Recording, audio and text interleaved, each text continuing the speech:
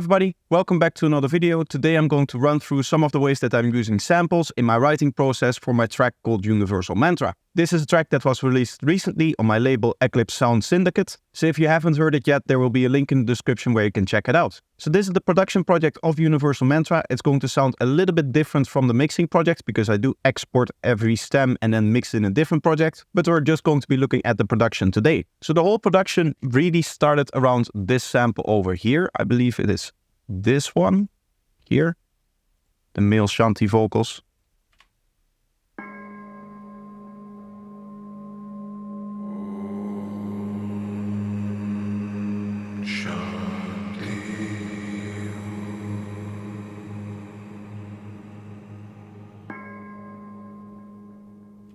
As you can hear, there's also some kind of bell inside, which I actually decided to use in this production. So normally what I like to do is I like to separate my stems into vocals versus instrumentals so that I just have clean vocals that I can work with. If it ever happens to be the case that I sample something that is both a vocal and an instrumental. I did try that for this sample over here, but I decided it would be better to have both of the ideas kind of together in there because I really like the way that they sounded together and I didn't feel the need to actually separate these two ideas out.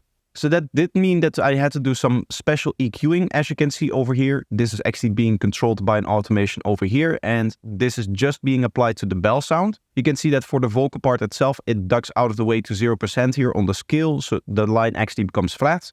And then the second thing that I decided to do with this sample is to also use the bell sound on its own. So we have the bell sound right here playing again, but just at double the speed.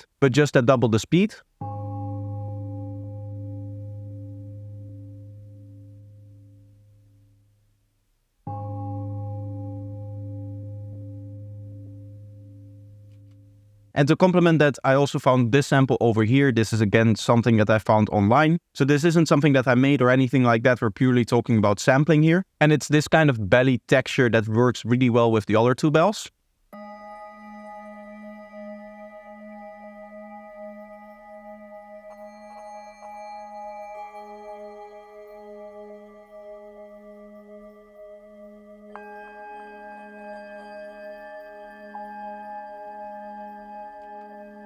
So those three elements together form the basis of the intro, and playing them together you'll get something like this.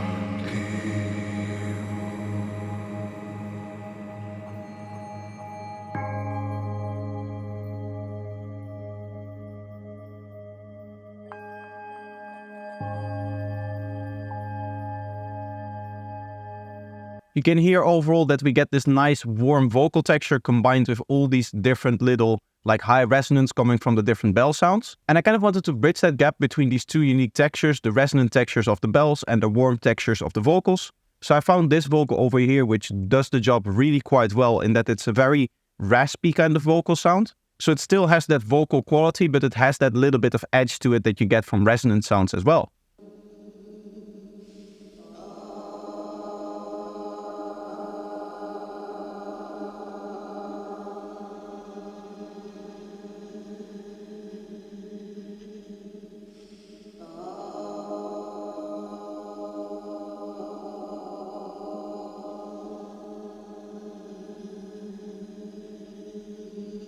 The final addition to the intro coming from samples is this one over here, which is kind of like a B part to the shanty vocal that we have over here, but it also plays together with that vocal quite a bit. So it functions both as a layer as well as the answer to the question that this vocal over here sets up.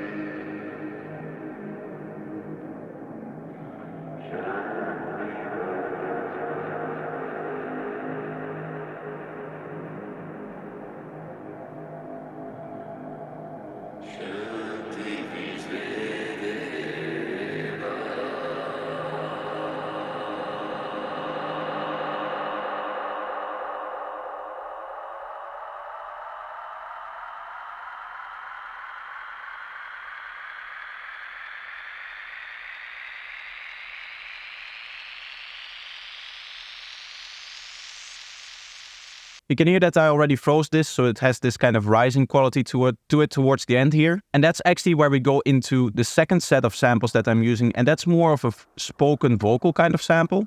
In this case, the spoken vocal sounds like this. We are the culmination of 14 billion years of an unbroken cosmic evolution. And if this is true, it means that we are the universe.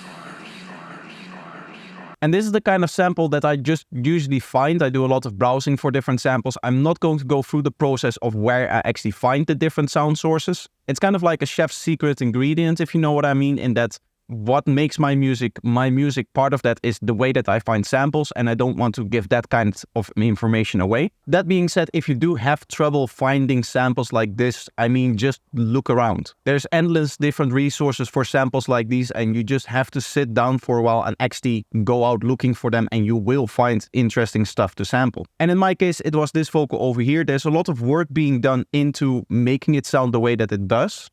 In that, as you can see, we have some drastic EQs, we have some very drastic compression on there, which you could also hear in the vocal. It sounded very pushing and very strong and very upfront in the mix. Obviously, to hear that last part, you will have to listen to the final mix, which you can do over on the Eclipse YouTube channel, as well as on a host of different streaming services and on Bandcamp. So make sure that you check that out. Anyway, without the effects, you can really hear how big of a difference it is in terms of just overall presence and strength to the vocal. We are the culmination of 14 billion years of an unbroken cosmic evolution. And if this is true, it means that we are the universe. It is really soft spoken, and you can hear that it's very bass heavy as well. That is something that we'll have to deal with because I don't actually want to use any of those lower frequencies for this particular element. So the main EQ that we're using to remove all of that is this one over here. Now, as you can probably imagine, this chain kind of evolved naturally in that I didn't just put on the first one and then the second one and then the third thing and then the fourth thing and never really looked back into the settings that I had before. But I am going to try to run down through these settings over here as if I just added them on and on and on. So we have this main EQ over here, but before that we just have some stuff to prepare for that. So essentially we get something like this. We are the culmination of 14 billion years of an unbroken cosmic evolution. So you can see what we're doing is we're kind of splitting this up into two bands almost. As you can see with the EQ, we have this lower segment over here, and then we have all of the high frequency information. And we're using a gating here to clean up those individual areas. You can see we're cleaning the lower area with this gate over here, and then we have another gate over here, which is on the higher band. And the gate just allows us to silence the sound whenever it is very quiet. And that is just a way that we can clean it up. Now, what we want to do is we then want to restore what we had before. So we're using this boost over here to counteract kind of this boost over here. We're also doing some general uplifting of the higher frequencies, and then we're removing a lot of that lower weight that we heard before. We are the culmination of 14 billion years of an unbroken cosmic evolution. So that's the kind of tonality that we're aiming for, but you can still hear that it feels very, very small. It feels very, very thin, and it feels very vulnerable. We don't want that. We want this vocal to be big and overpowering. So the way that we do that, first of all, is with some stereo width. We are the culmination of 14 billion years of an unbroken cosmic evolution. We just make it big and make it sound more towards the side so that it just sounds grander. Then we compress it very strongly with this OTT over here. Now this is going to bring out a lot of the frequencies that we didn't hear before. We are the culmination of 14 billion years of an unbroken cosmic evolution. And here you can hear the importance of the gate. If I turn off the gate, you'll hear that the vocal becomes a lot more messy. We are the culmination of 14 billion years of an unbroken cosmic evolution. So because we have this very, very strong upwards compression coming from the OTT, we actually need that kind of gate in front of it so that all of that low noise doesn't get compressed upwards into the audible range. As you can hear, there's still a little bit of it on the vocal, but that is good enough for us to deal with. We then determine the final loudness with the saturator over here, and then we add our delay and reverb and final tonal shaping here with this EQ. We are the culmination of 14 billion years of an unbroken cosmic evolution. And if this is true, it means that we are the universe.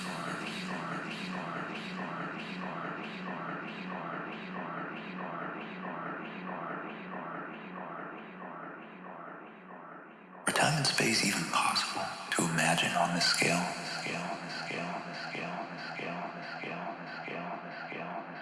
Another trick that is really powerful and that I want to show you is using an echo like this and then automating a lot of the different parameters. You can see that I'm automating the output, the dry wet here to just cut off the delay after this certain point, but also the input to determine which part of the vocal gets delay more than other parts. So here you can really hear that I'm trying to focus the delay towards the end here, so that only these last two syllables here get delayed. Of an unbroken cosmic evolution. And if this is true, it means that we are the universe.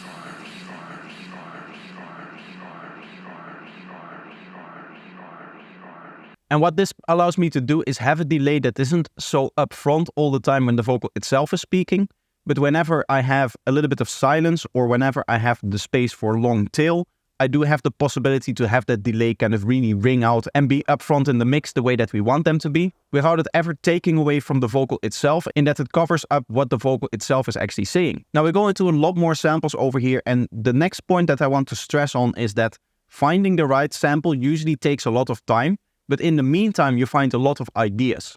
And what I mean by that is I was looking for a few particular samples, and in doing so, I found a lot of different things that were very close to what I wanted to get, but that I could still use. So something like this.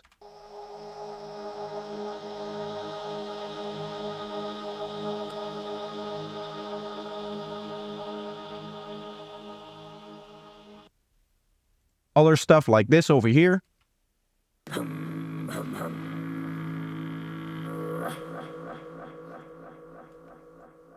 More kind of glitchy vocals as well.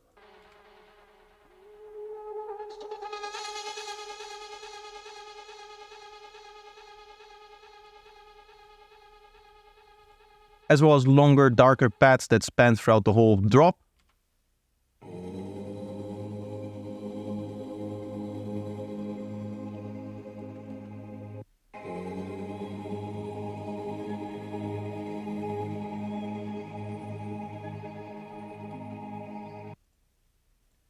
And then finally, I wrote around that with some of the other vocal pads that I made. So in this case, I have these vocal pads over here, which I actually made myself. Not in the sense that I sung them in, but in the sense that I took an existing vocal pad out of Omnisphere and I made the melody myself. Whereas all of the other examples that you heard before weren't made by me and the melody was predetermined by the sample. So what that means is that an element like this, you're really writing around the different samples that you already have.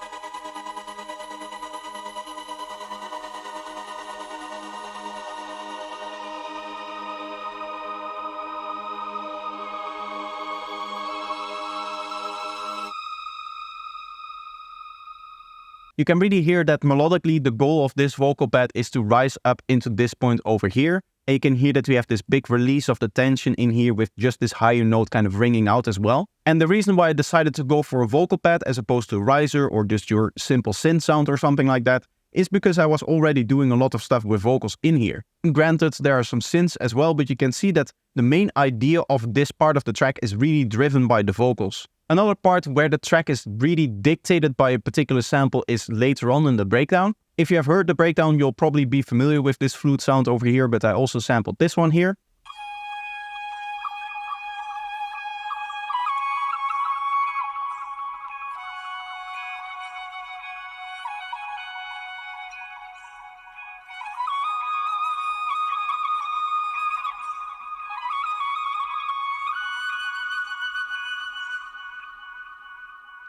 And that then goes on and on and on. And what I'm essentially doing is I'm washing it out in more and more delay. As you can see over here, I'm automating again the feedback, the dry wet, the output here, and then also the high filter. So all of that is kind of changing and morphing over time, and then it becomes more and more delayed towards the end here.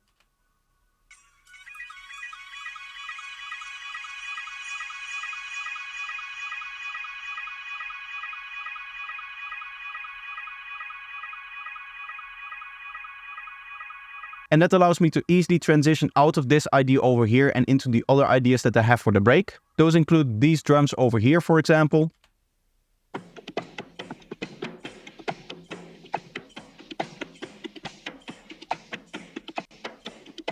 Now these drums come from the same sample as this flute over here. I just separated them with a service called lalalab.ai. It's one of the many different services that you can use to separate stems into vocals, drums, and other things like that. And in this case, I decided to separate them into drums versus elements so that I had the drums on their own. And what you can hear is that there's still a little bit of those remnants left if you listen closely to the sample, especially at the start here.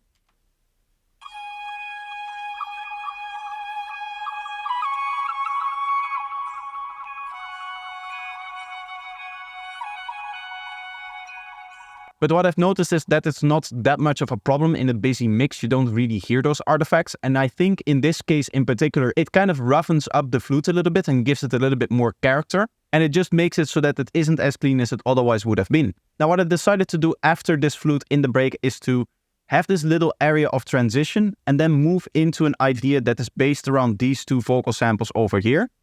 So let's have a listen to those two. This is the right time to relax.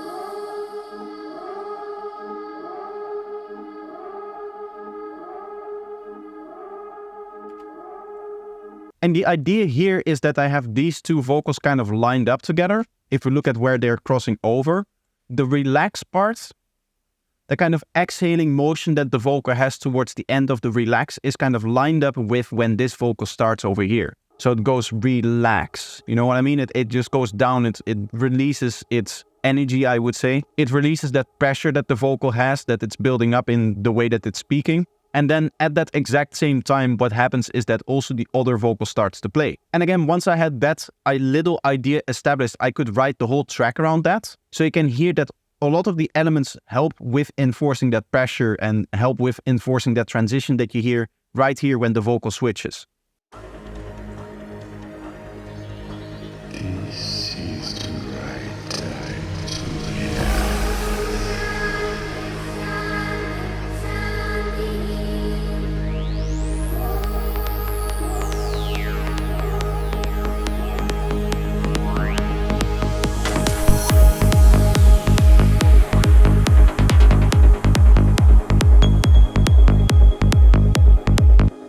Now, there's probably many more things that I can talk about in this project. As you can see, there's a lot more just stuff happening here. Overall, I do think that I've covered the most important parts here with the sampling. When it comes to covering a project like this, you really want to stick to one small topic and just find a few examples that clearly convey the message of how you're actually producing. That being said though, when I'm explaining like this, I have a different mindset than when I'm actually producing. And I think I should be making that very clear to the viewer.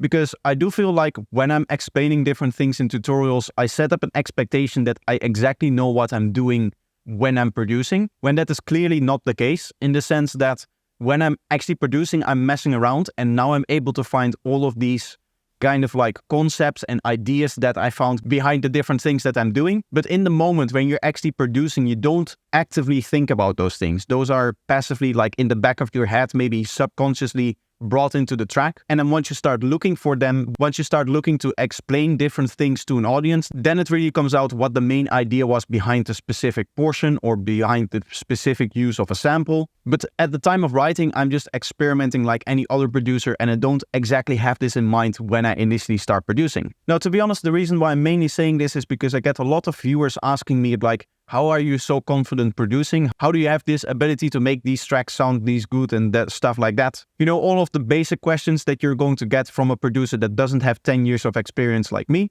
And what I've found over those 10 years is that you're really never an expert because the trends always change, your own taste always changes, your sound selection always changes, your way of mixing always changes, your way of sound designing always changes, everything around you changes and everything that you do always changes. So it's not like any other skill like chess where they say it takes 10,000 hours to become an expert, because the rules of chess stay pretty much the same. You can learn to become better and better at the same thing. Whereas music production, every project is a new thing. It's a new idea. It's a new way to express yourself. So what is good to do is to do this kind of analysis, the way that we dove into the use of samples today and finding all of the different ideas behind them. But when you're actually producing, don't go looking for those ideas. What you instead want to do is you just want to mess around with different things, experiment with different things, and then usually something comes along and that just gives you the idea. Like, to go back to this final idea over here where the two vocals are lined up, I didn't exactly know that this was going to happen when I lined up the vocals, but you can hear how the first one really slides into the second one. That is something that I found by accident, by accidentally lining up the vocals in the wrong way. Or at least I had planned this vocal to be behind it, something like this, so that that could go into the drop. But when trying to paste it into the project, I accidentally misaligned it and placed it somewhere over here. It wasn't aligned exactly the way that it is in the current project, but with a little bit of messing around in this area by just moving the vocal back and forth a little bit in this area, I was able to get that effect of where the vocal tends to slide into the other vocal. Again, for reference, this is what it sounds like. This is the right time to relax.